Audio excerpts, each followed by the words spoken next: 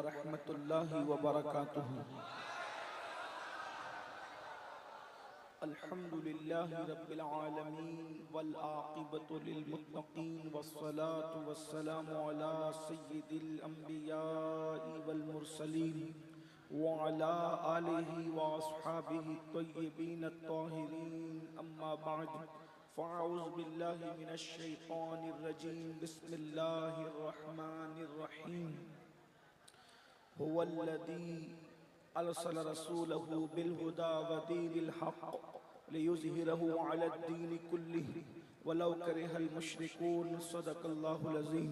गौसे आज़म बमने बेसरो सामा मददे क़िबले दी मददे काबे ईमा मददे इंतज़ारे करमे तुस्त मने ऐनीरा ऐ खुदा जुओ खुदा बीनो खुदा दा मददे बगिरदाबे बला उफ्तादा कश्ती ज़ईफ़ानो शिकस्ता रात पुश्ती बहक के ख्वाजे उस्मान हारून मदद कुन मदद कुन मदद कुन या मोइनुद्दीन चिश्ती।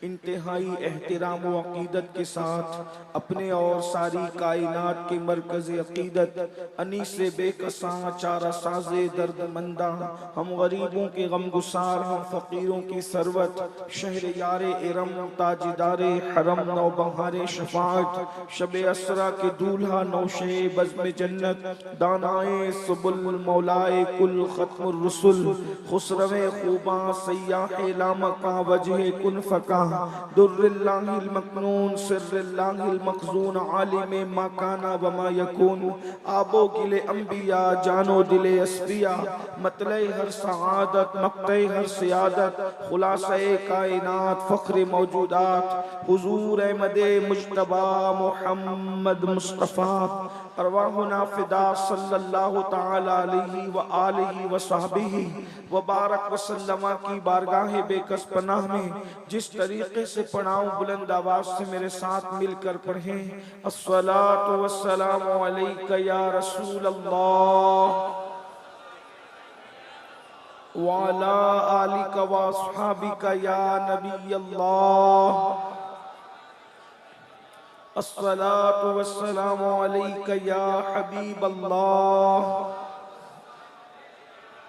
व अला आलिका व अस्हाबिका या नूर अल्लाह। सल्लल्लाहु तआला अलैहि वसल्लम। ज़माने में आए बहुत आने वाले, कोई तुस्सा आया न ओ आने वाले, सिराजम मुनीरा लक़ब पाने वाले, चमक तुझसे पाते हैं सब पाने वाले, मेरा दिल भी चमका दे चमकाने वाले, बरसता नहीं देखकर अब्र रहमत, बदों पर भी बरसा दे बरसाने वाले, मदीने के खित्ते खुदा तुझको रखे, गरीबों फकीरों के ठहराने वाले, अब आई शफाअत की साथ अब आई, जरा चैन ले मेरे घबराने वाले, मैं मुजरिम हूँ आका मुझे साथ ले लो, कि रस्ते में है जा बजा थाने वाले, और रहेगा यूं ही उनका चर्चा रहेगा, रहेगा यूं ही उनका चर्चा रहेगा, रहेगा यूं ही उनका चर्चा रहेगा, पड़े खाक हो जाए जल जाने वाले, और रजा नफ्स दुश्मन है दम में ना आना, कहाँ तुमने देखे हैं चंद्राने वाले। आज की ये महफिल मिलादुन नबी सल्लल्लाहु अलैहि वसल्लम के हवाले से इनेकाद पजीर है। मुझसे पेशतर आपने हमारी जमात के बड़े बड़े उलमा, खुतबा, शोरा, दानिश्वरों को समात कर लिया है, और मेरे बाद भी इंशाअल्लाह आलम शोहरत याफ्ता शोरा खुतबा को आप समात करेंगे। मैं हर दो के दरमियान में बहुत मुख्तसर से वक्त के लिए हाजिर हूँ। थोड़ी देर मैं आपकी खिदमत के लिए हाजिर हूँ। अल्लाह पाक की बारगाह में दुआ करता हूँ कि रब तबारक व तआला जिस आया करीमा की तिलावत की गई है उसके मुतालिक मुझे हक कहने और आप सबको हक सुनकर उस पर अमल करने और उसे आम करने की तौफीक अता फरमाए।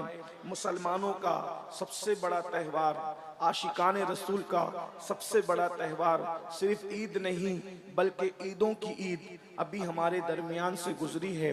हम इसको ईदों की ईद इसलिए कहते हैं कि अगर ये ईद न होती तो ना ईद उल फित्र होती, ना ईद उल अदहा होती, ना ईद उल जुमा होती, ना ईद उल अरफा होती, कोई ईद ना होती।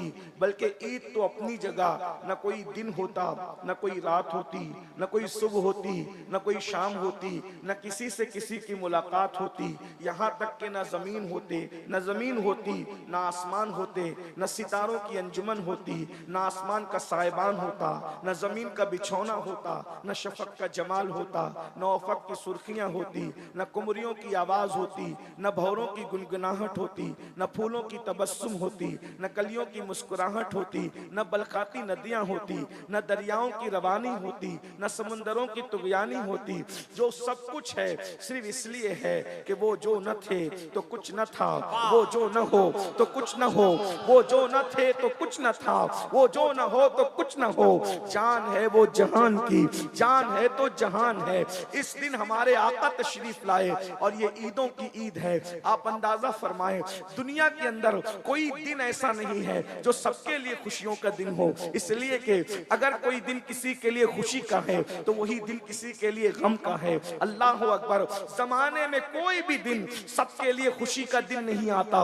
अल्लाह अकबर। मिसाल के तौर पर अगर आप कहेंगे कि 15 अगस्त सबके लिए खुशी का दिन है तो मैं कहूंगा नहीं, ये हिंदुस्तानियों के लिए तो खुशी का दिन हो सकता है कि हिंदुस्तानियों को आजादी मिली, तो अंग्रेजों के लिए इतने दुख का दिन है कि इतना बड़ा मुल्क उनके हाथ से चला गया।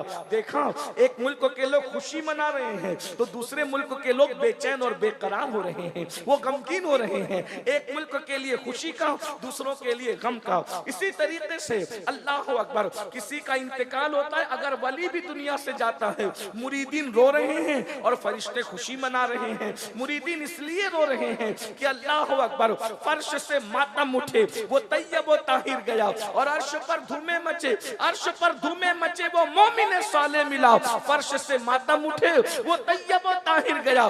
देख रहे हैं फरिश्ते खुश हो रहे हैं और इंसान रो रहे हैं। अल्लाह अकबर। इसी तरीके से आप कयास कर सकते हैं, जो दिन मजदूरों के लिए खुशी का दिन होगा वो दिन मालदारों के लिए गम का दिन होगा। अगर मजदूरों की बात मान करके तनख्वाह बढ़ा दी गई है तो बोलो सेठों का नुकसान होगा कि नहीं होगा?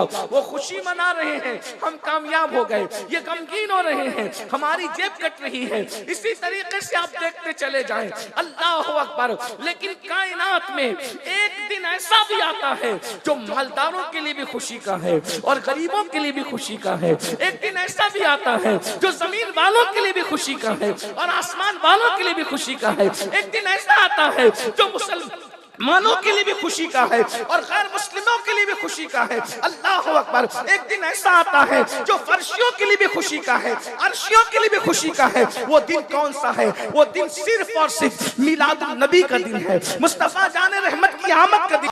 आप कहेंगे वो क्यों? मैंने कहा मुसलमान इसलिए खुश हैं कि उनको ईमान मिला है, लेकिन गैर मुस्लिमों को जीने का सलीका तो मिला है। वरना जब तक के मेरे आका तशरीफ न लाए थे, अल्लाह अकबर, जो गैर मुस्लिम है उन्हें न खाने का शऊर था, न पहनने का शऊर था, न ओढ़ने का शऊर था। अल्लाह अकबर। मुझे यहाँ पर एक बात बतानी है आपको, आप उसको महसूस कीजिएगा। अल्लाह अकबर। मिलादुन नबी आए, मिलाद मुस्तफा आई तो सबके लिए बरकत का दिन, सबके लिए रहमत का दिन। इस दिन मजदूरों को हक मिल रहा है। आका फरमाते हैं मजदूर का पसीना सूखने से पहले उसको मजदूरी दे दी जाए, मजदूर का पसीना सूखने से पहले उसको मजदूरी दे दी जाए। ये तो जानवरों के लिए भी खुशी का दिन है। अल्लाह अकबर। पहले लोग जानवरों को खाने के लिए कभी पैर काट देते थे, कभी कुछ उज़्व काट देते थे, जिंदा जानवर के उज़्व काट काट के खाए जाते थे। रहमतुल लिल आलमीन ने फरमाया अगर हलाल जानवर खाना ही है तो इस तरह उसको अजियत देकर न खाओ,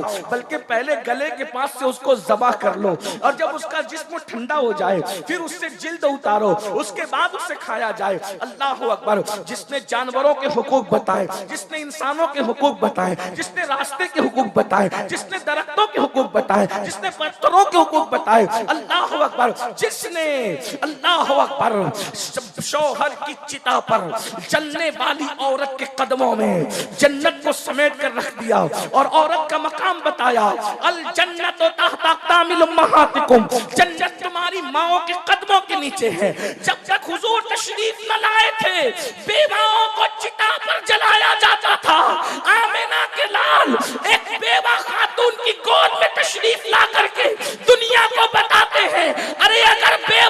मनहूस होती तो नबी की माँ बेवा क्यों होती? नबी की माँ जैसे खुश नसीब भी कोई हो सकता है। किसी का बेटा गौस है, किसी का बेटा कुतुब है, किसी का बेटा अब्दाल है, अरे किसी का बेटा कलीमुल्लाह है, किसी का बेटा नजीउल्लाह है, किसी का बेटा कलीमतुल्लाह है। तन्हा आमिना है जिसका बेटा हबीबुल्लाह। क्या कहने, जिंदाबाद जिंदाबाद।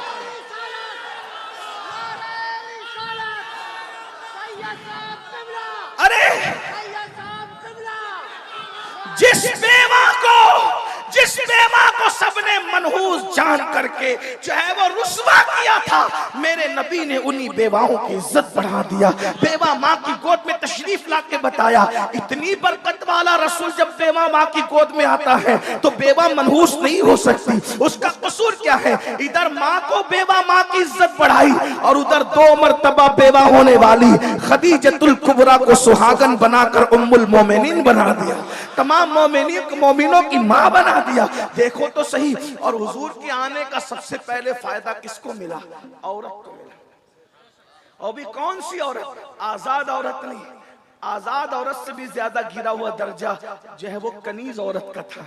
लेकिन हुजूर जैसे दुनिया में तशरीफ लाए, कनीज दौड़ी दौड़ी गई और अबू लहब से कहा, अबू लहब मुबारक हो, तेरे घर भतीजा आया है, तेरे भाई अब्दुल्ला के यहाँ बेटा आया है। ऐसे ही अबू लहब ने उंगली का इशारा करके कहा, जा मैंने भतीजे की खुशी में तुझे आजाद कर दिया। गोया के नबी आके बता रहे हैं, अब मैं आ गया हूँ, औरतों को आजाद कराने के लिए आया हूँ, औरतों को आजादी देने के लिए।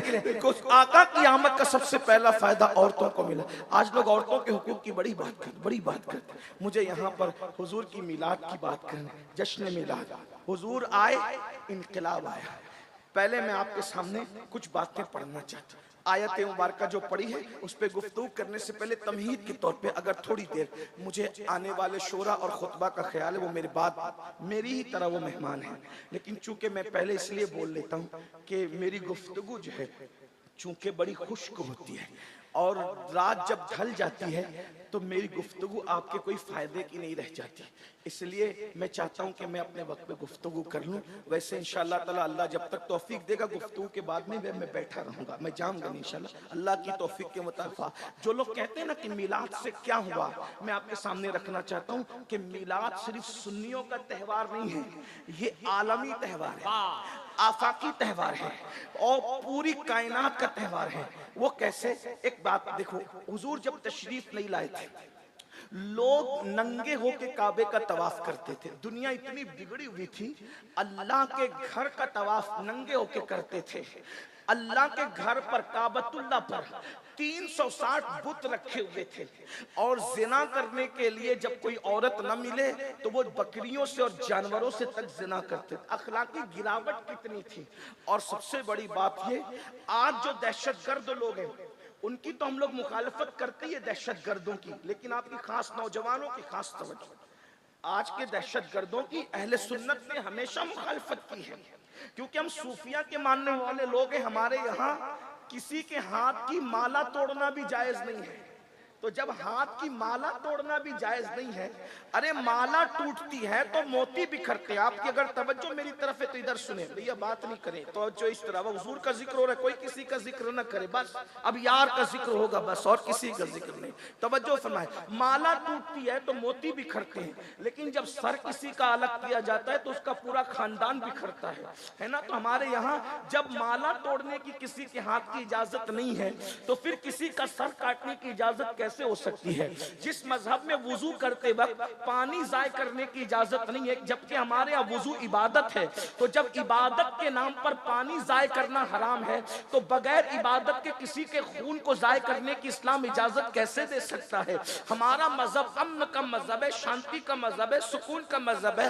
दहशत गर्दी की हमारे यहाँ इजाजत नहीं। हमारे यहाँ तो अल्लाह अकबर, इतना भी एहतियात है, अगर कोई सो रहा हो, कोई सो सो रहा हो तो इतनी जोर से सलाम मत करो कि उसकी नींद में खलल आए। हमारे यहाँ सोने वाले को उसकी नींद का ख्याल है, नींद का ख्याल। तो जब लोगों की नींद का ख्याल है तो लोगों की जिंदगी का कितना ख्याल होगा, लोगों के खानदान का कितना ख्याल होगा, लोगों की खुशियों का कितना ख्याल होगा, लोगों के अरमानों का कितना ख्याल होगा। लेकिन लोगों ने दीन समझा नहीं, इस्लाम समझा नहीं, इस्लाम के खिलाफ बकवास करते रहते हैं। लेकिन हमारी जिम्मेदारी है कि हम अपनी जिम्मेदारी पूरी करें। तो हम सूफिया के मानने वाले दहशतगर्दी की और दहशतगर्दों की मुखालफत हमने हमेशा की है। लेकिन एक बात मैं आपके सामने रखना चाहता हूँ, रसूलुल्लाह की आमद के बाद दुनिया में जितने भी दहशतगर्द बाद में पैदा हुए वो लोग छोटे दर्जे के दहशतगर्द हैं।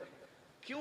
क्योंकि हर दहशतगर्द दूसरों के बच्चों को मारता है, अपने बच्चों को नहीं मारता, बल्कि दूसरों के बच्चों को भी वो मारता है तो अपने बच्चों की खुशी के लिए मारता है ना? यही है। लेकिन जब रसूलुल्लाह सल्लल्लाहु अलैहि वसल्लम की मिलाद नहीं हुई थी तो उस वक्त तो दुनिया इतनी बड़ी दहशतगर्द थी कि लोग अपने बच्चियों को अपने हाथों से जिंदा दफन करते। आज कितना भी बड़ा दहशतगर्द हो अपना बच्चा नहीं मारेगा, मगर हुजूर की आमद से पहले लोग अपने बच्चों को दफन करते थे, बेटियों को जिंदा दफन किया। और कमजोर बच्चे, बेटे भी अगर कमजोर पैदा होते तो उस जमाने का दस्तूर था कि कमजोर बेटों को भी पहाड़ पे मां लेकर के जाती और उसको फेंक देती और ये कहती कि जमीन पर कमजोरों को जीने का हक नहीं है। मैं एक रिवायत बयान करता हूं जिससे आपको मिलाद की अहमियत पता चलेगी। बहुत तवज्जो के साथ मेरे अल्फाज के जामे में एक रिवायत सुने, फिर मिलाद की अहमियत आपको पता चलेगी कि मिलादुन नबी है क्या, आमद रसूल है क्या, मिलाद मुस्तफ़ा सल्लल्लाहु अलैहि वसल्लम है क्या, और मिलाद से किस किस को फायदा पहुंचा, किस तरह पहुंचा। आज लोग कहते हैं, पूरी दुनिया में कह रहे हैं, बेटी बचाओ, बेटी पढ़ाओ, बेटी की इज्जत करो।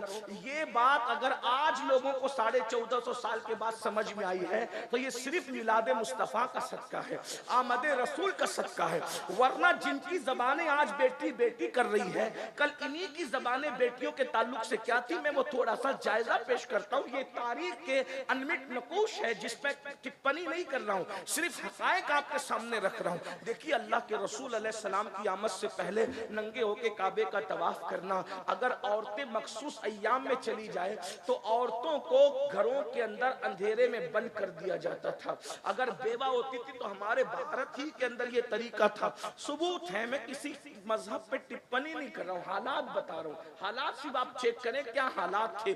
जब कोई औरत बेवा हो जाती थी उसका सर मोड़ दिया जाता था, उसके बालों को मोड़ करके उसको जो है कमरे में कैद कर दिया जाता था। वो शादियों में नहीं जा सकती थी, वो खुशी की महफिल में नहीं जा सकती थी। अब सुहागन औरतें उसको सुबह के वक्त देखती तो अपना चेहरा फेर लेती थी। सुबह के वक्त अगर औरतें आंगन से गुजरती, बेवा औरतें, तो वहां पर पानी डाला जाता था। ये बेवाओं के साथ, यानी बेवा का शौहर क्या मर गया, उसकी जिंदगी मौत से बदतर कर दी जाती थी। पहले तो जला दी जाती थी शौहर के साथ, और अगर जो बच भी जाती वो इस तरह बदतरीन हालात में जिंदगी गुजारती थी कि उसको कहीं हक हासिल नहीं था। ये दुनिया के हालात थे। यूनान को देखें, हिंदुस्तान को देखें, अरब को देखें। लेकिन अब आइए थोड़ा सा मिलाद पर तवज्जो करते हैं। हुजूर अलैहिस्सलाम की मेहनतें बहुत हैं, आप गौर कीजिएगा। बात जो कुछ चिल्लाने पिछ होने चिल्लाने दें, क्यों चिल्लाने मुझे नहीं पता, लेकिन अगर जिक्र रसूल से बड़ी भी कोई चीज उनके नजदीक है तो वो बात करते रहे। लेकिन मुझे कोई गुस्सा नहीं इस पर, बात आप बहुत अच्छे से सुन रहे हैं माशाल्लाह। मुस्लिम टोला, वैशाली वाले और गिरद नवाज से आने वाले, अल्लाह तुम सबको मिलाद मुस्तफ़ा का सदका दे। मिंबर वालों को भी, जमीन वालों को भी, सब बड़ी मोहब्बतें दे रहे हैं। लेकिन आप थोड़ा गौर से बात सुने, क्योंकि ये बातें गौर से सुनने की है। ये तकरीर नहीं है, कोई खिताब नहीं है, ये सिर्फ जो है ये किसी के दिल का दर्द है जो आपके दिलों के दरवाजे पे कोई मुंतकिल करने आया है। बस बात इतनी है और बात कोई नहीं है। हुजूर अलैहिस्सलाम की आमद से पहले औरत को कुचला जा रहा है, कमजोरों को कुचला जा रहा है, गरीबों को कुचला जा रहा है, काबे की अजमत पामाल की जा रही है, पेशानियां आवारा हो चुकी है, सजदे आवारा हो चुके हैं। एक खुदाए वादहू ला शरीक को छोड़कर गोबर की इबादत हो रही है, चूहों की इबादत हो रही है, बंदर की इबादत हो रही है, दरख्तों की इबादत हो रही है, पत्थरों की इबादत हो रही है। यानी जो इबादत के लायक हैं उसको को छोड़ के सबकी इबादत हो रही है। यानी कि सुन, गौर तो फरमाए, अंदाजा तो फरमाए, गौर तो करें, इंसान कितना बिगड़ चुका था। इंसान का चेहरा इंसान की तरह था, वो दरिंदों से ज्यादा वैशी हो चुका था, जानवरों से बदतर हो चुका था। जो खुदा की हक तलफी करने लगे वो किसका हक अदा करेंगे? अल्लाह अकबर, अल्लाह अकबर। अंदाजा फरमाए हुजूर के आने से पहले के हालात जो मैं वाकया पेश करके आपको समझाना चाहता हूँ, बताना चाहता हूँ, जरा उसको महसूस करें। अगर दूसरे मकातिब फिक्र के भाई आए हैं उनसे भी मेरी गुजारिश है कि जरा मिलाद पर तवज्जो करें। मिलाद किस चीज का नाम है? मिलाद कहते किसे? अगर आपने किसी से सुन करके जो है वो यूं ही बोलना शुरू कर दिया है और यूं ही आप हुजूर अलैहि सलाम की मिलाद पर टिप्पणी करते हैं तो थोड़ा सा एक मुताला करें, मिलाद किस चीज का नाम है।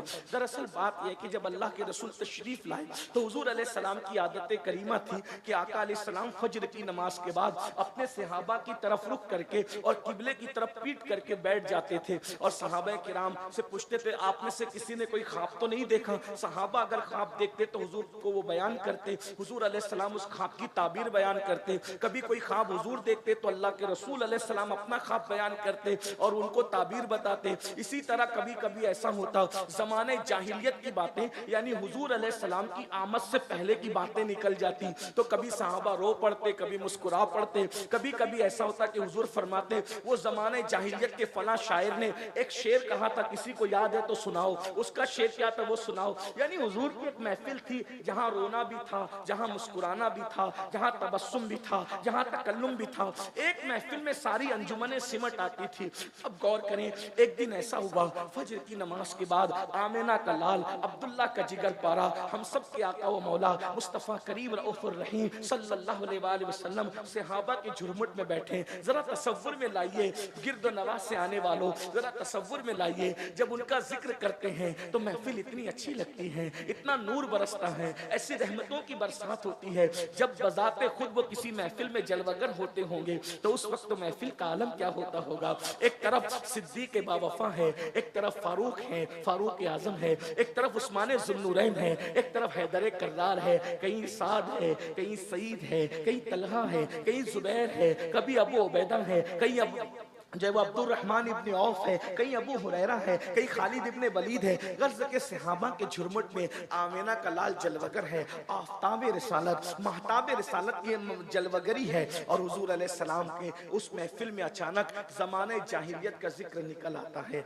एक सहाबी जिन्होंने जाहिलियत के दौर में भी एक तवील उम्र गुजारी थी और वो ईमान की दौलत हासिल कर चुके थे, उन्होंने अर्ज की, या रसूल अल्लाह, आप तशरीफ ले आए ना, बड़ा एहसान किया हम पर। हुजूर आप आ गए ना, बड़ा एहसान किया हम पर। आप आए हैं तो आलम में बहार आई है, आप आए हैं जमाने में बहार आई है। हुजूर आप ना आए थे हम तो जानवरों से बदतरीन जिंदगी गुजार रहे थे। हुजूर आप ना आए थे हम तो जानवरों से भी गैर गुजरी जिंदगी गुजार रहे थे। आका आप आ गए, खुदा का शुक्र है, बहुत एहसान है। यानी मिलाद का गोया कि वो जलसा हो रहा था।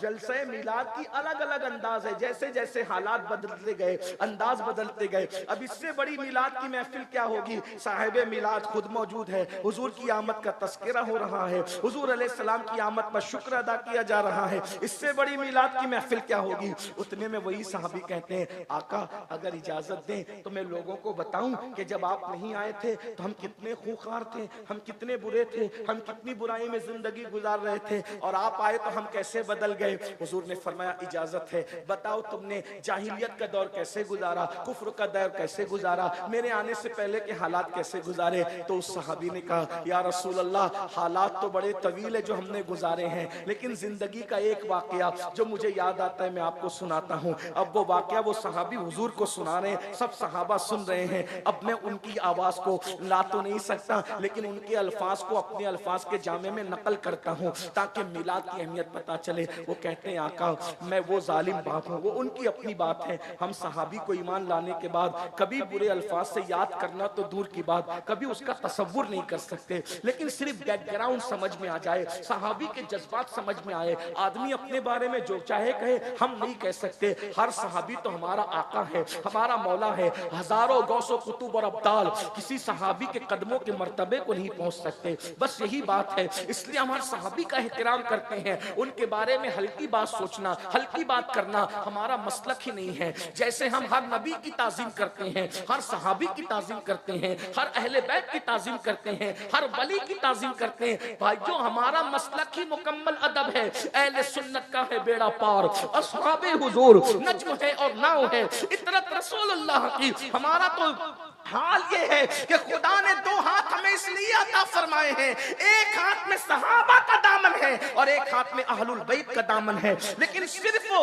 हालात समझ में आ जाए, वो अपने बारे में जो कह रहे हैं अपने अल्फाज के जामे में, वो कहते हैं आका हम इतना जुल्म करते थे या रसूल अल्लाह, मैं वो बाप हूँ कि जिसने अपने हाथों से अपनी 4-4 बेटियों को, एक रिवायत के मुताबिक 5 बेटियों को, एक रिवायत के मुताबिक 7 बेटियों को, बहरहाल जो भी है, लेकिन मैं यहाँ 4 का तस्करा कर दूं या रसूल अल्लाह, मैंने अपने हाथों से अपनी 4 बेटियों को जिंदा दफन किया है। तुम भी बेटियों के बाप हो। अल्हम्दुलिल्लाह मेरे घर में भी सैयदा की 2 कनीज़ें मौजूद हैं। अल्लाह अल्लाह, अंदाजा करें बेटों से ज्यादा आज मुसलमानों को बेटियों से प्यार है। आइए मैं आपको बताऊं उसकी वजह क्या है। उसकी वजह सिर्फ मिलादुन नबी है। अगर माएँ और बहनें मेरी गुफ्तगू सुन रही हैं तो वो भी बड़ी तवज्जो से सुने। अरे ये टीवी चैनलों पे बैठकर इस्लाम के खिलाफ बकवास करने वालों के बहकावे में आने की जरूरत नहीं है। दुनिया ने तो तुम्हें क्या सुलूक किया था, जरा तवज्जो से सुनो मेरी बहनों। वो सिर्फ आमिना का लाल है जिसने औरतों की इज्जत को बहाल किया है। वो सहाबी कहते हैं आका मैंने अपने हाथों से अपनी 4-4 बेटियों को जिंदा दफन किया है, लेकिन चौथी बेटी की दफन की दास्तान ही कुछ और है। अल्लाह अकबर। अब मेरे अल्फाज के जामे में थोड़ी देर के लिए अल्लामा अरशदुल कादरी की तहरीरों का सहारा लेकर के थोड़ी देर सुन ले। वो कहते हैं आका 3 मरतबा बेटी के बाद बेटी, बेटी के बाद बेटी पैदा हुई, चौथी मरतबा मेरी बीवी मुराद से थी। मुझे बड़ी उम्मीद थी कि अब की मरतबा, चौथी मरतबा बेटा ही पैदा होगा। अब की मरतबा उम्मीद उम्मीद होती है, मोमिन हो या काफिर, अनपढ़ हो या जाहिल, इल्म वाला हो या बगैर इल्म वाला, उम्मीद तो उम्मीद होती है। अब की मरतबा बड़ी तमन्ना थी, आसार नजर आते हैं, अल्लाह ने खुशी दिखाई है, अब की बार बेटा होगा। मैं बहुत उम्मीद में था। ऐसे में मुझे इंतजार था कि मेरी उम्मीदें यकीन में तब्दील होगी, मेरे घर के आंगन में फूल, खुशियों के फूल मुस्कुराएंगे। मैं इसी इंतजार में था। अचानक मुझे बहुत मजबूरी के तहत एक लंबे सफर पे जाना पड़ा। जाहिर सी बात है उस दौर का सफर ट्रेनों का सफर तो नहीं था, प्लेनों का सफर तो नहीं था। मिसाल के तौर पे आज कितनी दुनिया सिमट गई है। मैं सुबह को मैं कलियर शरीफ से चला हूं और शाम होने से पहले मैं पटना पहुंच गया हूं। इतनी दुनिया सिमट गई। अगर मैं कलियर शरीफ का प्रोग्राम करके वैशाली आता तो शायद 1 महीना गुजर जाता और मैं पहुंच पाता, लेकिन दुनिया सिमट गई है। तो उस दौर में जो सफर होते थे 2-2, 3-3 दिन के नहीं होते थे, महीनों के होते थे, सालों के होते थे। वो कहते हैं या रसूल अल्लाह अचानक लंबा सफर दरपेश था तो मैंने अपनी बीवी को बुलाया और बीवी को बुलाकर, अब देखो वो सहाबी के अल्फाज मैं अपने अल्फाज के जामे में समेट कर पेश कर रहा हूँ। तसव्वुरात की दुनिया में खो जाइए। हुजूर की महफिल में सहाबी का बयान। कहते हैं आका जब मैं सफर पे जाने लगा तो मैंने अपनी बीवी को बुलाया और बीवी को बुलाकर कहा देखो अगर बेटा पैदा हो उसकी निगहदाश्त करना, उसका ख्याल करना, उसकी परवरिश करना, लेकिन हाँ अगर पहले की तरह बेटी पैदा हो तो फिर तुम उसको जिंदा मत रखना, बल्कि जैसे मैंने कब्र खोद करके उसको दफन कर दिया था 3 बेटियों को, वैसे चौथी को भी तुम दफन कर देना। गोया के एक बाप अपनी बीवी को अपनी बेटी के हवाले से ये वसीयत कर रहा था सफर पर जाने से पहले पहले कि जब तेरे यहाँ बेटी पैदा हो तो तू ममता का इजहार न करना, ममता का इजहार न करना, बल्कि नागिन बन करके उसको डस लेना। अल्लाह अकबर। अंदाजा फरमाएं बेटी का ये हाल था, बेटी के बारे में तसव्वुरात थे। और उसके बाद फिर मैं सफर पे चला गया और जब बहुत तवील अरसे के बाद मैं सफर से वापस आया तो मैंने अपनी बीवी से सबसे पहला सवाल ये किया, बताओ जो अमानत मैं तुम्हारे पेट में छोड़ करके गया था उस अमानत के बारे में तुम क्या कहती हो। मेरी बीवी ने मुझसे झूठ बोला और उसने कहा मेरे सरताज मुर्दा बच्ची पैदा हुई थी, मैंने फेंक दिया, बात आई गई हो गई, अब मैं अपनी नॉर्मल जिंदगी गुजारने लगा। एक दिन ऐसा हुआ या रसूल अल्लाह जो घर आने का मेरा टाइम था उसके अलावा यानी उस टाइम के अलावा जल्दी से मैं घर आया तो मैंने क्या देखा कि मेरे घर के आंगन में मेरी बीवी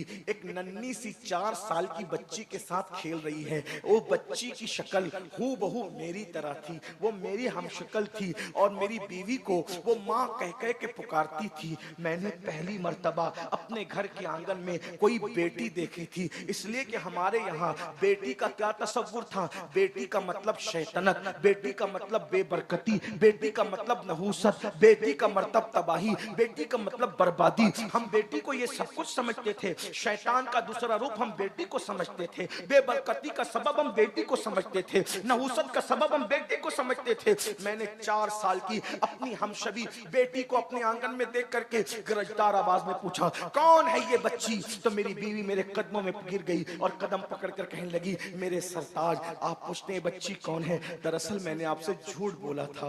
बात यह है, ये मेरी और तुम्हारी मोहब्बतों की निशानी है, ये मेरी और तुम्हारे प्यार की निशानी है। 4 बेटियां हो गई है, 3 को तो दफन कर दिया, अब 5वीं मर्तबा पता नहीं मैं माँ बन सकूंगी कि नहीं बन सकूंगी, इसलिए चौथी बच्ची को ममता की वजह से बचा लिया है। तो अब इसको दफन मत कीजिएगा, इसको मारिएगा मत, इसको जो है वो इसकी जिंदगी मत खत्म कीजिएगा। मेरी बीवी ने मुझे इतनी मिन्नत और समाजत की कि फिर मैंने फैसला कर लिया, अब मैं ये बेटी को पालूंगा, दफन नहीं करूंगा।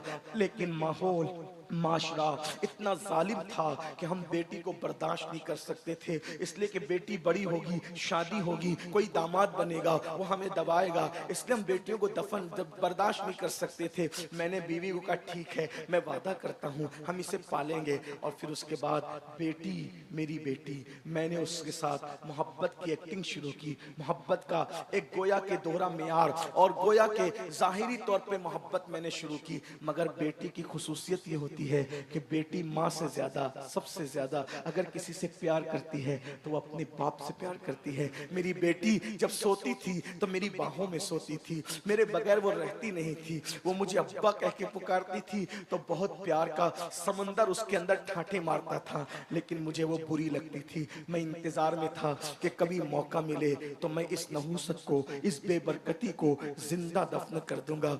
एक दिन मैंने मेरी बाहों में सोने वाली बेटी को अपने बाहों में लिटाया और मैं इंतजार करने लगा जब रात गहरी हो जाए, रात तारीक हो जाए, मैं इस नहूसत और शैतानत को दफन कर दूं। बस ऐसे ही हुआ, रात तारीक गुजर गई, रात की सियाह जुल्फें, अल्लाह अकबर, जब उसके घुटनों से नीचे ढलकने लगी, रात की सियाह जुल्फें, अल्लाह अकबर, जब चादर बनकर उफ़क़े मक्का पर गहराई के साथ छा गई। सोने वाले सो रहे थे, नशे में धुत होने वाले हो रहे थे, पाप करने वाले पाप कर रहे थे। अल्लाह अकबर, उस बुतों की गंदगी और नहूसत से काबतुल्लाह शरीफ की अज़मत को तार तार करने की कोशिश की गई थी, लेकिन कुदसियाने फलक रात के आखिरी हिस्से में काबतुल्लाह के तवाफ के लिए नाजिल हो रहे थे। सारे मक्के के दरवाजे बंद थे। अचानक एक दरवाजा उस रात की गहराई में खुलता है और एक बाप सोने वाली बेटी को अपने हाथ में लेकर के खामोशी के साथ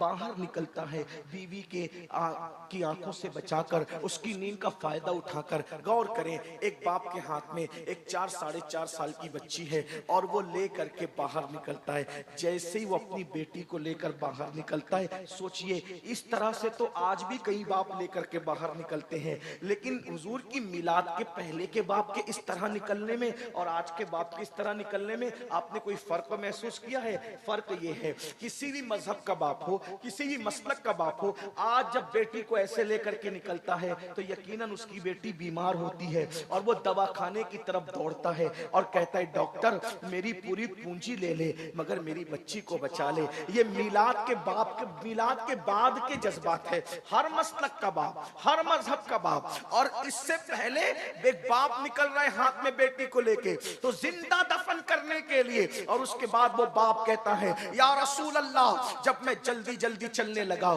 तो मेरा पैर एक पत्थर से टकराया, मैं जमीन पे गिर गया। जब जमीन पे गिरा हूं तो मेरी बच्ची दूर गिरी है, मैं गिरा हूं, लेकिन मैं इस बच्ची की नींद उस ठोकर की वजह से जमीन पे गिरने से खुल गई। मैं उठा, जल्दी से मैंने उठा, संभला, और इससे पहले कि मेरी बीवी को खबर हो और वो दौड़ती हुई आए इस बच्ची को बचा ले, मैंने बच्ची को उठाया तो बच्ची जाग चुकी थी। वो रोकर कहती थी बाबा तुम्हें कहीं चोट तो नहीं आई?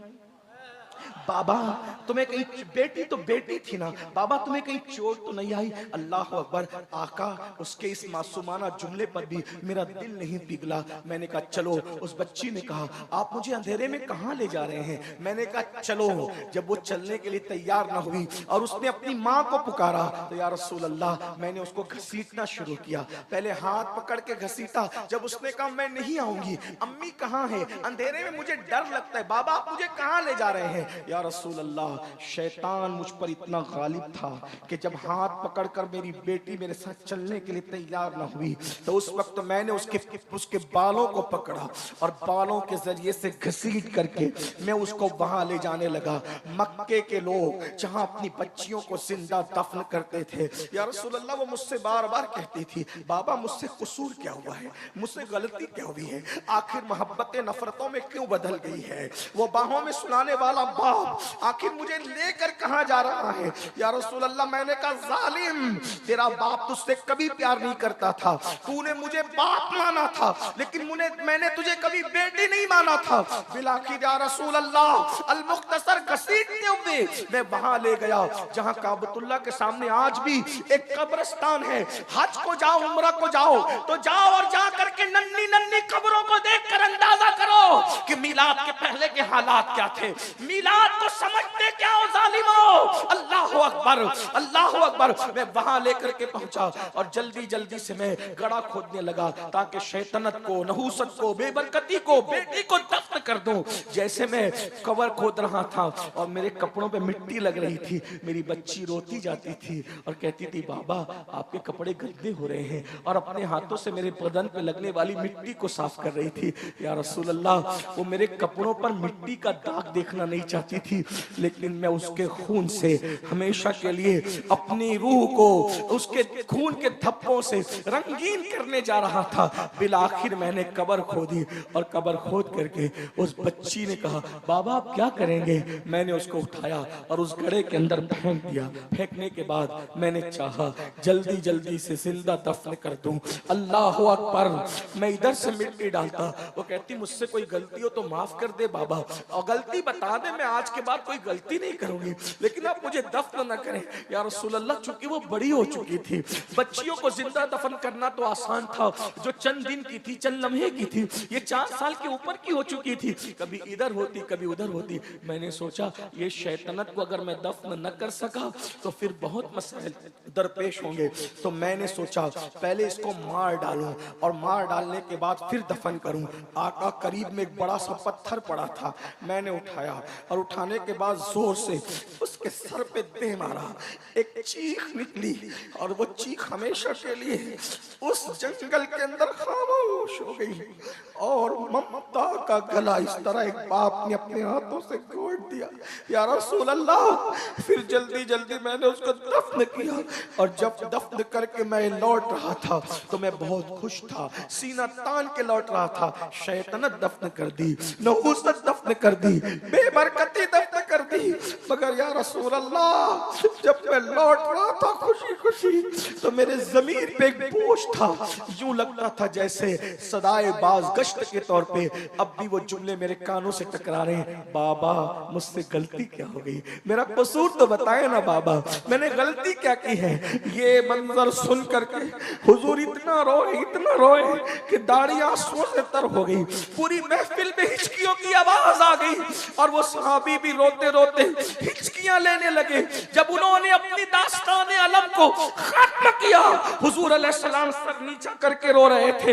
हुजूर अलैहिस्सलाम ने आंसू भरे चेहरे को फिर सहाबा के सामने बुलंद किया, और फिर उसके बाद मेरे आका ने इरशाद फरमाया, लोगों जब तक मैं नहीं आया था तुमने जो चाहा किया है, अब मैं बेटियों का गमगुसार बनकर, बेटियों का सहारा बनकर, यतीमों की आवाज बनकर, बेवाओं का मददगार बनकर दुनिया में आया हूँ। अब बेटियां दफन नहीं की जाएगी, बेटियों का बाप और मैं मोहम्मद जन्नत में इतने करीब रहेंगे जैसे ये 2 उंगलियां करीब। नारे तकबीर, नारे रिसालत, आमदे रसूल कॉन्फ्रेंस।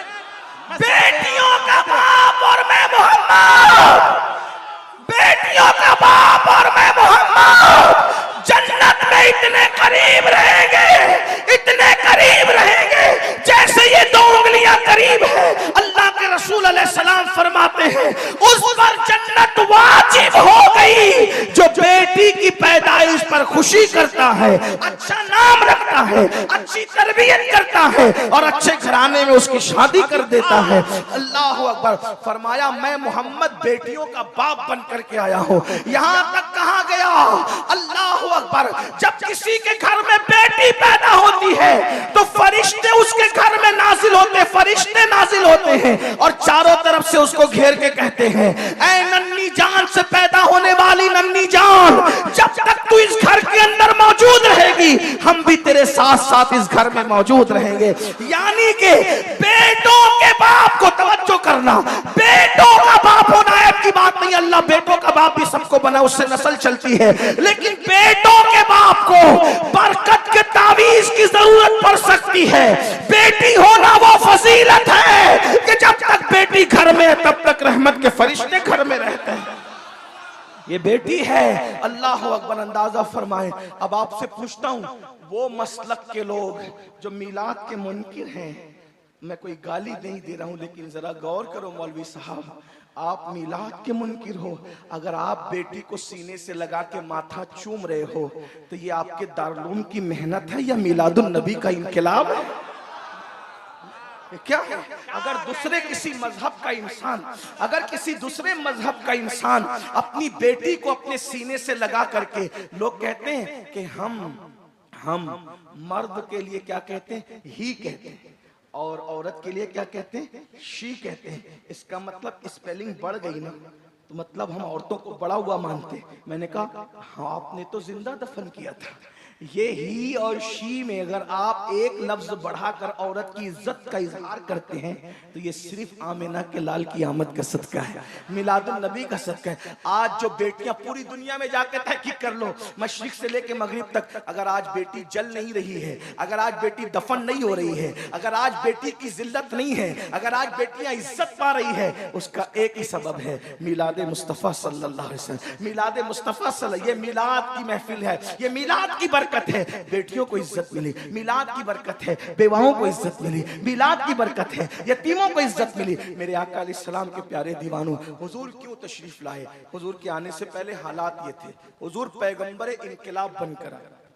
हमारे नबी पैगंबर इनकलाब, बात खत्म कर रहा हूं समेटते, पैगंबर इनकलाब है हमारे आका। वो कैसे? हुजूर के आने से पहले बेटियां दफन होती, तवज्जो करना, मैं अब समेटने लगा हूं। बेटी, हुजूर के आने से पहले बेटियां दफन होती थी, हुजूर के आने के बाद बेटियों से प्यार हो रहा है, ये इनकलाब। अब कितनी मुद्दत में? सिर्फ 23 साल की मुद्दत, सिर्फ 23 साल की मुद्दत। हुजूर के आने से पहले बेटियां दफन हो रही है।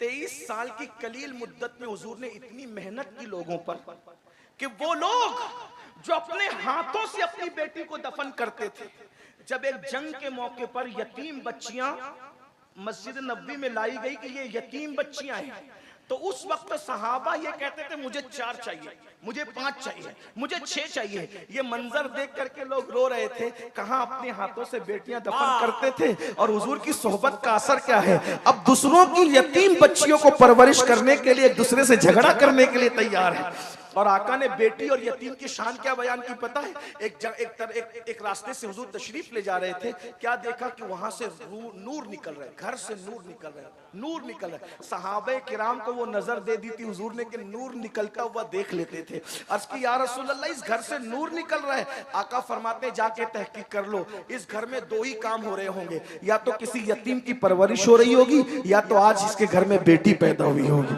अंदाजा फरमाए, ये बेटी की शान है। इसलिए मैं आज भी आपसे कहता हूं, बेटी को बुरा मत समझो, बेटी को मनहूस मत जानो, बेटी को बुरा मत जानो। आजकल लोग बेटी को बोझ समझते हैं, आजकल लोग बेटी को बुरा समझते हैं। लेकिन एक बात आगे बढ़ने से पहले कह दूं, बल्कि बहनें मौजूद हो तो ये भी कह दूं, आज दुनिया इतनी जालिम हो गई, फिर से जालिम हो गई।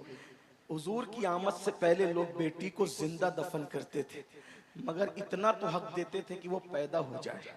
तवज्जो करना, इतना तो हक देते थे कि वो पैदा हो जाए, पैदा हो। आज के तरक्की याफ्ता दौर में जब इस जालिम माशरे को पता चलता है कि पेट में बेटी है, तो डॉक्टर को रिश्वत देकर और ज्यादा पैसे देकर पटा फुसला कर मां के पेट में ही उस बच्ची को कत्ल कर देते हैं, चमचों से, छुरियों से। मक्के के काफिर बेटी को कम से कम कब्र में तो दफन करते थे, लेकिन आज के जालिम टुकड़े टुकड़े करके गट्टरों में बहा देते हैं। अपनी औलाद को पेट से गिराने वालों, औलाद के कातिलों, सुन लो, अल्लाह के रसूल ने फरमाया तुम पर जन्नत की खुशबू भी हराम है। जो मां के पेट से बच्चों को गिराते हैं गुर्बत के खौफ से, जहेज के खौफ से, शादी की महंगाई की बुनियाद पर, आका इरशाद फरमाते हैं कि ये बच्चे जिनको मां के पेट से गिराया जा रहा है, क़यामत के दिन बगैर सर के उठेंगे और अल्लाह की अदालत में अर्ज़ करेंगे, मौला इन माँ बाप से, जालिम से पूछ कि हमने क्या गलती की थी जिसकी सजा दी गई कि हमें दुनिया में आने से पहले कत्ल कर दिया गया। बच्चे चंद वजूहात की बुनियाद पे कत्ल हो रहे हैं। नंबर एक, या तो बेटियां इसलिए कत्ल हो रही है कि शादी कैसे करेंगे, वजह तुम हो, मिलाद मनाने वालों तुम हो, क्योंकि तुमने शादियों को इतना महंगा कर दिया है कि आज उन शादियों की बुनियाद पे बच्चियां कत्ल हो रही हैं। उनके कत्ल के जिम्मेदार तुम हो। और बड़ी माजरत के साथ खो करे हमद से थोड़ा सा गिला भी सुन ले, मिलाद की ये महफिल मनाना शायद तुम्हें काम ना आए। माफ करना, माफ कर देना, और माफ नहीं कर सकते तो मुझसे बात कर लेना, मैं बात करने के लिए भी थी। क्यों काम ना है पता है? क्योंकि तुम रसूलुल्लाह की मेहनतों को जाय करने के लिए खड़े हुए हो। हुजूर अलैहिस्सलाम ने मेहनत की थी, क्यों मेहनत की और कितनी मेहनत की थी बताऊं? हुजूर की मेहनत कितनी थी? रसूलुल्लाह के आशिक बन के हुजूर की मेहनत को जाय करने खड़े हुए हो। तो फिर ऐसे आशिकों पर हुजूर की मेहनत का अंदाजा नहीं। अरे बाप कलकत्ता जाके, दिल्ली जाके, सऊदी जाकर अगर माल कमा करके लाता है तो एक बेटा कहता है मेरे बाप का माथे का पसीना पैर तक आया है, तब कहीं जाकर के ये गुलशन सजा है। तुझे बाप के पसीने का इतना ख्याल है, रसूलुल्लाह के खून का तुझे ख्याल नहीं? अरे तेरा गुलशन बाप के पसीने पर सजा है, लेकिन ये दीन का गुलशन, रसूलुल्लाह का खून, माथे का खून नालैन में आया था, नालैन में आया, तब ये गुलशन सजा है। तुम्हें एहसास नहीं?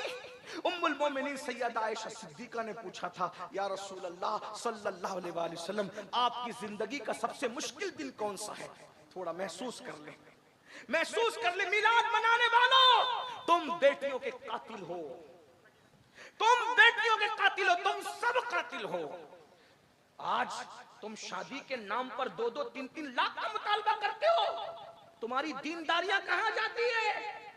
इस्लाही माशरा का जलसा तुम रखते हो, इस्लाही माशरा के जलसे में तुम आते हो, अपने घर की शादी के मौके पे तुम्हारे इस्लाही माशरा के जज्बात कहां जाते हो? बताओ। दाढ़ियां रखते हो, उम्रे करते हो, हज करते हो, और ये जुल्म कर रहे हो। आज तुम्हें ये दर्द है, मुकर्रिर आता है तो उसके कान में फूंकते हो, मुसलमानों की बच्चियां गैरों के साथ भाग रही, जिम्मेदार कौन है? तुम हो। जब तुम गरीबों की बच्चियों के साथ शादियां नहीं करते, तुमने इतना महंगा कर रखा है। बिहार, बंगाल, यूपी में लड़के वाले जुल्म कर रहे हैं, कश्मीर में लड़की वाले जुल्म कर रहे हैं, पूरा मुल्क जल रहा है। कोई है ऐसा जो ये सोच सके कि मेरे नबी ने बेटी की आबरू बचाने के लिए मेहनत कितनी की थी? उस मेहनत को 2-3 जुमलों में सुन लें, दिल पे नक्श कर लें। उम्मुल मोमिनीन सैयदा आयशा पाक ने पूछा, आका आपकी जिंदगी का सबसे मुश्किल तरीन दिन कौन सा है? फिर खुद ही कहने लगी, चूंकि हुजूर से बहुत करीब थी और हुजूर की बारगाह में, जिसको कहते हैं ना कि किसी का इतना फ्री हो जाना कि इंसान मुंह लग जाता है, हुजूर बहुत प्यार करते थे उनसे। उनके बिस्तर पे कुरान नाज़िल होता था, वो जो चाहती थी सवाल कर लेती थी, तो कहती थी सबसे मुश्किल दिन आपकी जिंदगी का कौन सा था? फिर खुद ही स्टेटमेंट दे दिया, ओहद का दिन मुश्किल था ना आपके लिए, जिस दिन आपके दंदान शहीद हो गए थे, घोड़े से आपको जमीन पे डाल दिया गया था, घुटने फट गए थे, पूरा जिस्म लहू लहान था, हुजूर खुद नहीं चलते थे, सहाबा उठा करके पहाड़ पे ले गए थे, पूरे जिस्म से लहू रस रहा था। आपके जिंदगी का सबसे मुश्किल दिन ओहद का दिन था ना आका? हुजूर ने फरमाया नहीं नहीं, 70 सहाबा शहीद हुए थे उहद के दिन, वो मुश्किल दिन नहीं था। अमीर हमजा का कलेजा चबाया गया था। मेरी जिंदगी का वो मुश्किल दिन इतना मुश्किल था, लेकिन सबसे मुश्किल नहीं था।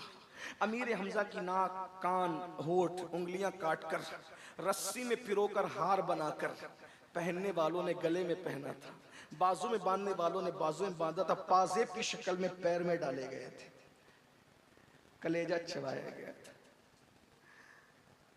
उस दिन हजरत हंजला पहली रात का दूल्हा शहीद हुआ था।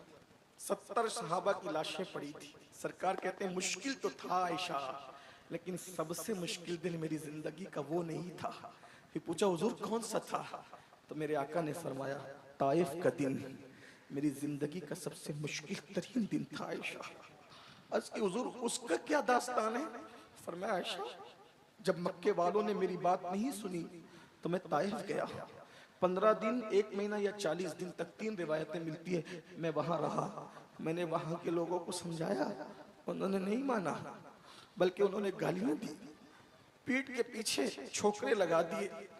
वो चिल्लाते थे पागल पागल पागल, और आगे 2 कतार लगा करके खड़े थे, उनके हाथों में पत्थर थे। मैं जैसे ही गुजरता तो मुझ पे पत्थर बरसा। आज हम लोग जब तकरीर करने जाते हैं, नात पढ़ने जाते हैं, दीन की खिदमत करने जाते हैं, तो ये एहसास तड़पाता है, गुलामों के लिए फूल बरस रहे, बल्कि गुलाम भी नहीं, डायरेक्ट गुलाम दर गुलाम दर गुलाम दर गुलाम, बल्कि उनके दर के सगाने बेहुनर इन पे फूल बरस रहे। नजराने दिए जाने, अच्छे से अच्छा खाना खिलाया जाए, और उसके बाद जब निकलते तो हाथ जोड़ के मेजबान कहता है हजरत कोई गलती हो तो माफ कर दे। ये हम लोगों के लिए, जबकि हम दीन की खिदमत नहीं कर पा रहे, लेकिन अपने रसूल के लिए क्या हुआ मुसलमानों, मेरी कौम के जवानों क्या हुआ? आका फरमाते 2 कतार लगा करके वो खड़े थे और मुझ पे पत्थर मार रहे थे। पत्थर सर से लेकर के पैर तक मारते थे, लेकिन खास तौर पे आयशा, वो मेरी पिंडलियों पे पत्थर मारते थे। नालैन खून से भर गई थी, नालैन खून से भर, मुझसे खड़ा नहीं रह जाता था, मैं बैठ जाता था। आयशा, जब मैं बैठ जाता था तो वो दोनों तरफ से मेरे बाजू पकड़ के उठा के खड़ा करते थे और खड़े करके फिर मुझे मारते थे। ये हुजूर की मेहनत थी। आज हुजूर की मेहनतों पर किसको एहसास? बाप की मेहनतों का एहसास फज्र की नमाज में बेसुध सो करके मस्जिदों को वीरान करने वालों, क्या समझते हो कि सिर्फ झंडे और कुमकुमे और ये जलसे तुम्हें कयामत के दिन बख्शवा लेंगे? हुजूर की मेहनतों का एहसास किए बगैर यकीनन ये बख्शिश का जरिया है, मुझे इनकार नहीं है। मैं फिक्र रजा का अल्हम्दुलिल्लाह गुलाम हूं। मेरे इमाम के अफकार हमारे लिए मशाले राह है। लेकिन सुन्नियों, मिलाद के जलसे में आने वालों, जरा सोचो, जब तुम फजर की नमाज में सोते पड़े रहते होंगे तो हुजूर का ये जिस्म जख्मी किया गया था, हुजूर के दिल पे क्या गुजरती होगी? हाँ हाँ, रात के 3-3 बजे तक जब तुम जिना की फिल्में देखते हो, आशिकाने रसूल, जलसों में कहते हो नबी के नाम पे जान कुर्बान करेंगे, और नरम गद्दों पे लेट करके जब तुम गंदी फिल्म देखते हो तो रसूलुल्लाह के दिल पे क्या गुजर? इसी दिन के लिए मैंने ताइफ में पत्थर खाए थे। औरतों के साथ नाजायज ताल्लुकात कायम करते हैं आजकल के लड़के और लड़कियां, औरतों को पाप की नजर से देखते। आप मुर्दा रसूल का कलमा नहीं पढ़ते, आप उस रसूल का कलमा पढ़ते हैं कि आपका लम्हा लम्हा हमारे रसूल देख रहे हैं, अल्लाह के इज़्न और अता से देख रहे हैं, वो हमारी जानों से ज्यादा करीब है। बताओ, जब कोई मेहनत करता है, ये सिर्फ जलसा मेहनत से सजा, अगर इस जलसे को खराब करेंगे ना तो जलसा बनाने वाले, जो जलसा जिन्होंने मुनक्किद किया, इमाम साहब हो या इनकी कमेटी हो, अमीनुल कादरी भी अगर जलसा खराब करेगा अच्छा नहीं लगेगा, बोलेगा दूसरी बार इसको मत बुलाना, सैयद होगा अपने घर का, हमारा जलसा खराब कर गया। मैं पूछता हूं, जो तुम्हारे 1 महीने की मेहनत पर चंदे के पैसे के सजाए हुए जलसे को बर्बाद करे, तुम्हारा दिल इतना टूटता है, ना सैयद देखते हो, ना आलिम देखते हो, ना खतीब देखते हो, उससे तुम नाराज हो जाते हो। जिस रसूल ने 23 साल मेहनत की है। रसूलुल्लाह की मेहनत अगर हम महसूस न करें, कौन महसूस? हुजूर का खून पेशानी का नालैन में आया। जब हुजूर को पत्थर मारे जाते थे, पट्टी बांधने के लिए जख्मों पे कपड़ा भी नहीं था, उम्मुल मोमिनीन सैयदा खदीजा अपना दुपट्टा फाड़ करके सर पे और जख्मों पे बांधती। हुजूर अलैहिस्सलाम के घर में खाना पकता था तो मक्के के गुंडे गंदगी और गलाजत जो पाखाना करते हैं, गंदगी गलाजत उठाकर लाते थे, हुजूर की हांडी में डाल देते थे। गौर कीजिए, चलते थे तो कांटे बिछाए जाते थे, कांटे। ये हुजूर की 2 बेटियों को तलाक दिया गया इसलिए कि हुजूर दीन का काम न करें।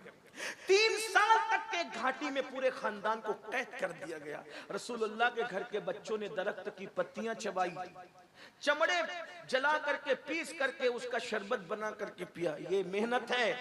अब बताओ, जब तुम्हारी वजह से शादियां महंगी होगी, कार मांगोगे, जहेज मांगोगे और बेटियां गैरों के साथ भागेगी, शादियां महंगी होगी या पेट के बच्चे कत्ल किए जाएंगे, और जब मैदान महशर में तुम रसूलुल्लाह की बारगाह में हाजिर होंगे मिलाद मनाकर या जो भी दावे करके, हुजूर चेहरा फेर ले,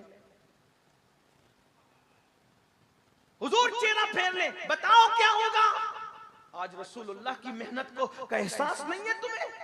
कोई शराब पी रहा है, कोई नशा कर रहा है। अरे शराब की बोतल हाथ में आने से पहले तुझे महसूस होना चाहिए कि ये दीन मेरे घर तक कितनी मेहनतों से पहुंचा। ऐसे मुनाफिक सिफत दीनदार मत बनो। जबान पे जलसों में दीन और अंदर दुनिया। जब तुम बेटे का रिश्ता तय करने जाते हो तो मौलाना क्या कहते हैं? मौलाना मेरी बीवी नहीं मान रही है, वो जहेज का मुतालबा कर रही है। इतने फर्माबरदार हो बीवी के, हर दिन तुम चलाते हो बीवी को और शादी के मौके पे तुम्हें बीवियां नजर आती। बहाने बहाने सब मांग रहे हैं। और अगर मेरी ये गुस्ताखी माफ हो तो मैं हिंदुस्तान की जमीन पे ये जरूर कह रहा हूं कि सिर्फ दुनियादार लोग नहीं, दीनदार तबका भी इस लानत में मुलव्विस है। क्या जवाब दोगी अल्लाह को? क्या जवाब दोगी? अगर वाकई मिलाद मनाना है तो इनकलाब का हिस्सा बनो और आज सच्चे दिल से तय करो, मुझे खुश करने के लिए नहीं, अपने नबी को, मिलाद वाले रसूल को जिसके जरिए से मैं जन्नत लेना है, उनको खुश करने के लिए कि इंशाअल्लाह अब मैं अपनी शादी करूं या अपने बच्चों की शादी करूं। जो कंवारे वो अपनी शादी के बारे में, जो औलाद वाले वो अपनी औलाद के बारे में ये हुजूर से वादा करें, मुझसे नहीं कि या रसूल अल्लाह अगर आपकी उम्मत की बेटियां जहेज की वजह से पेट में कत्ल हो रही है या औरों के साथ भाग रही है तो जब मैं अपने बेटे का निकाह करूंगा तो इंशाअल्लाह मैं यूं कहूंगा कि बगैर जहेज के निकाह करूंगा। अगर मेरा समधी देना भी चाहेगा तो मैं कहूंगा जा किसी और मौके से दे देना, लेकिन जहेज का खात्मा करूंगा। और अल्लाह अकबर, बगैर जहेज की शादी करके दुनिया को बताऊंगा कि नबी के नाम पे जान देना भी जानते हैं और बिदअत का खात्मा करना भी जानते हैं। अगर ये हो गया इनकलाब आएगा, तब्दीली आएगी। याद रखना, इस दीन को हमारे घर तक पहुंचाने के लिए अल्लाह के रसूल की बहुत मेहनतें हैं। उस मेहनत का एहसास करो। आज हम सिर्फ जबान से मिलाद मनाते हैं, झंडे लगाते हैं, लेकिन हुजूर की मेहनत का हमें एहसास। भाइयों, एक दिन में 3 बार कपड़े बदलते हो, अच्छा है बदलो, 4 बार बदलो। हमारी कादरी, हम तो कादरी सूफी लोग हैं, हमारे कादरियत बहुत तसव्वुफ में बहुत इंजॉय वाली है। हमारे गौस पाक कहते हैं अच्छा खाओ, अच्छा पहनो, अच्छे काम करो।